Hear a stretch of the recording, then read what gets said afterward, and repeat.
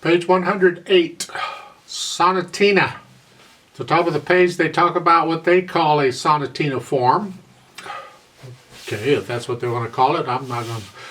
You have sections. We already talked about sections, except you don't always divide the sections with bar lines. Sometimes you have to figure it out.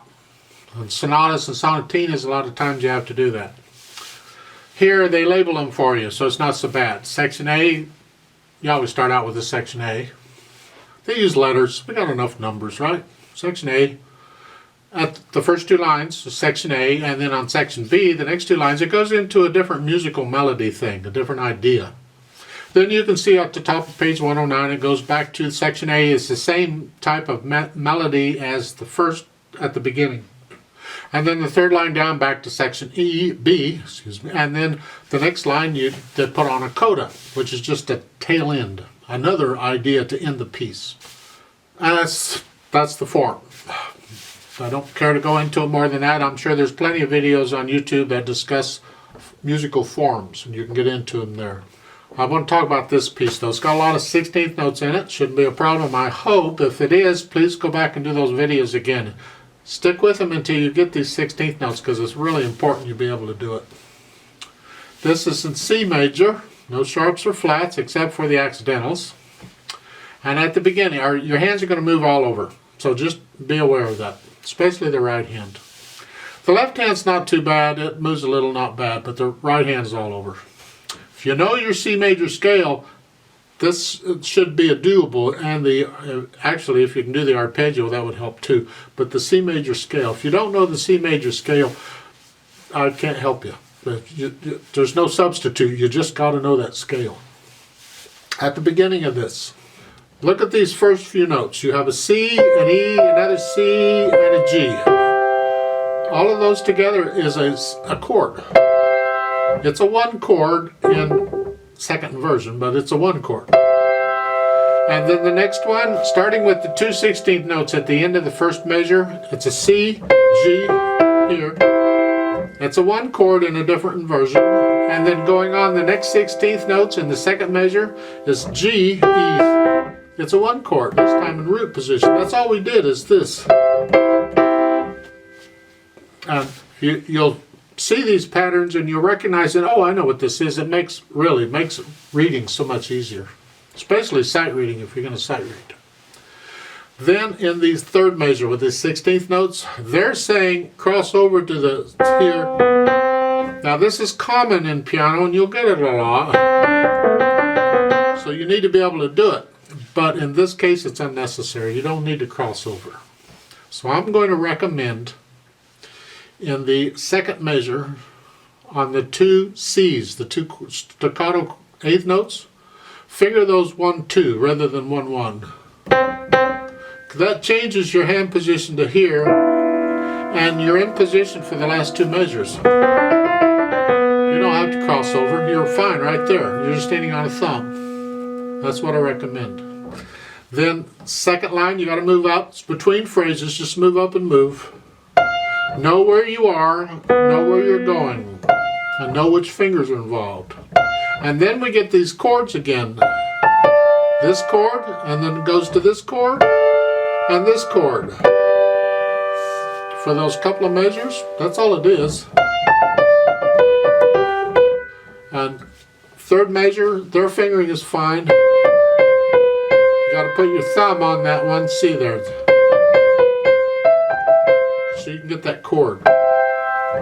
Section B, the third line, you got to come up here. And this is a sequence. When you get a small pattern of notes that repeats up or down the keyboard, it is a sequence. And many times, most of the time, we like to finger those sequences, each happening of it, of the pattern, we like to finger it the same way.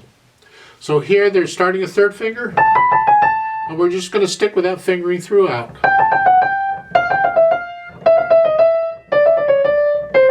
Yeah, I like that. That's good fingering.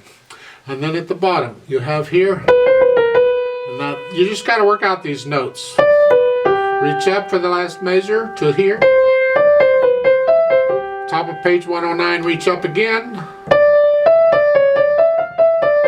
And second measure, 109. This is a fast piece, it's allegro. So when we finger things, we got to keep that in mind, because a certain fingering might be fine slow, but then when you speed it up where it needs to be, it falls apart because the fingering doesn't work. Been there, done that many times. And this second measure here on page 109, on the first line, is one such place. They have you coming down here. Third finger's on the D, coming down. 2, 1, 2. You're using 1, 2, 1, 2, 1, 2, 1, 2. Now I got problems with that, especially at a real fast speed.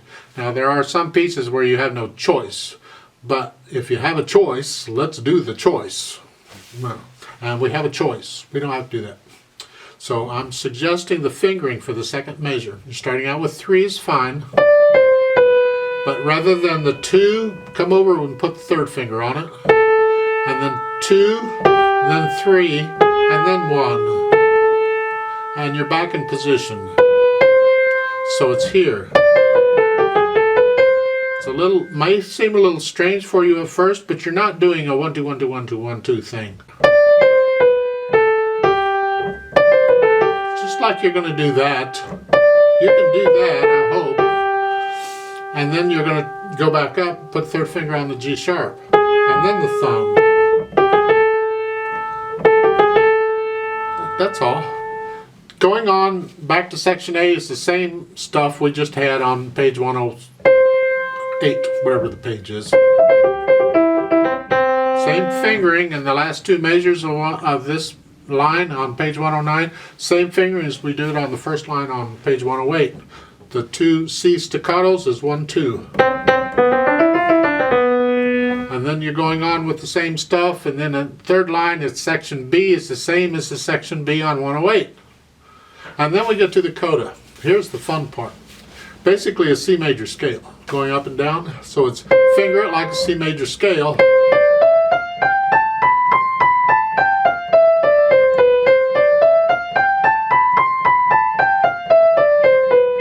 So you end on a third.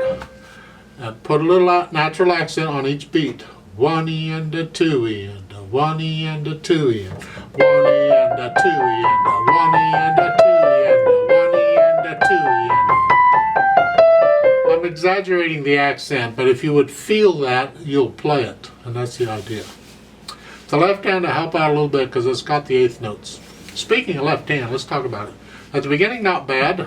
It's tied. You're going to hold it down for a long time, and then the third measure, and it's tied to 1/8 note, so hold it down and then do the staccatos.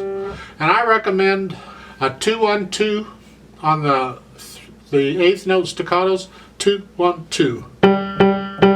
And then on the next line it's a thumb again. All I'm doing is alternating 1 and 2 on these, so I'm not playing the same finger all the time.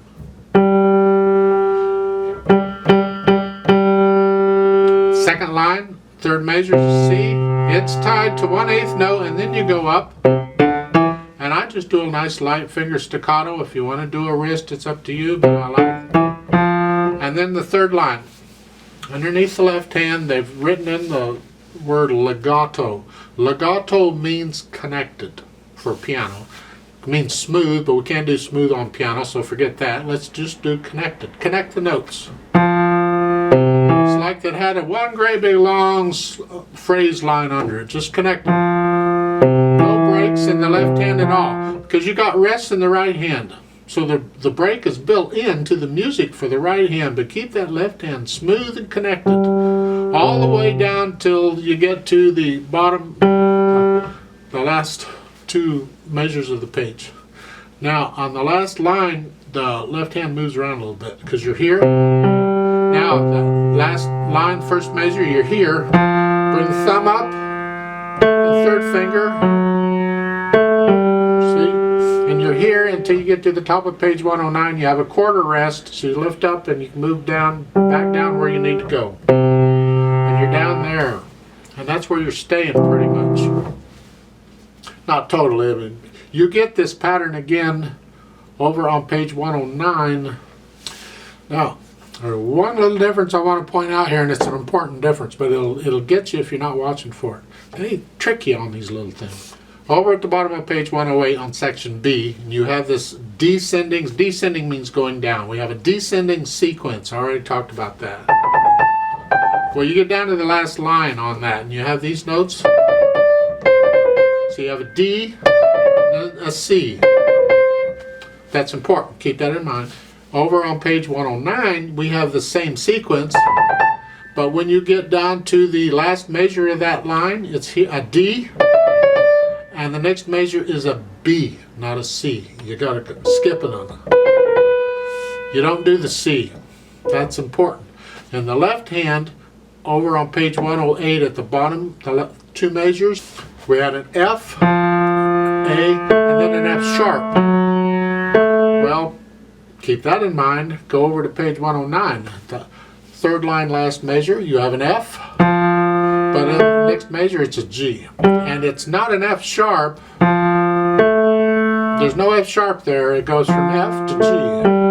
That's because the notes in the right hand are different. So don't just play what you played before. It's slightly different. This leads into the coda, where the left hand has this Alberti bass pattern thing going on, which will help you, I hope, keep the 16th notes even. It shouldn't need to, because if you're thinking rhythm, counting and feeling, and you're feeling the beat, then the evenness hopefully will come. Now, you have dynamics throughout. You do the dynamics. Hopefully I don't have to explain everything out there. And it says allegro. Allegro means fast, but it's your fast, which is different than my fast or somebody else's fast. How fast can you go and control everything? And what I do is I try and find the trickiest part in it. So either it's the stuff at the bottom of page 108 where the 16th notes are going crazy, the last two measures here.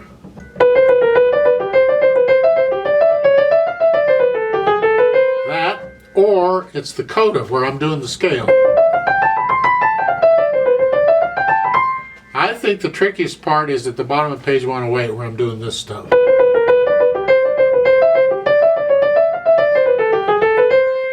I think that's the trickiest. So I'm going to decide how fast can I play that and get it even and controlled.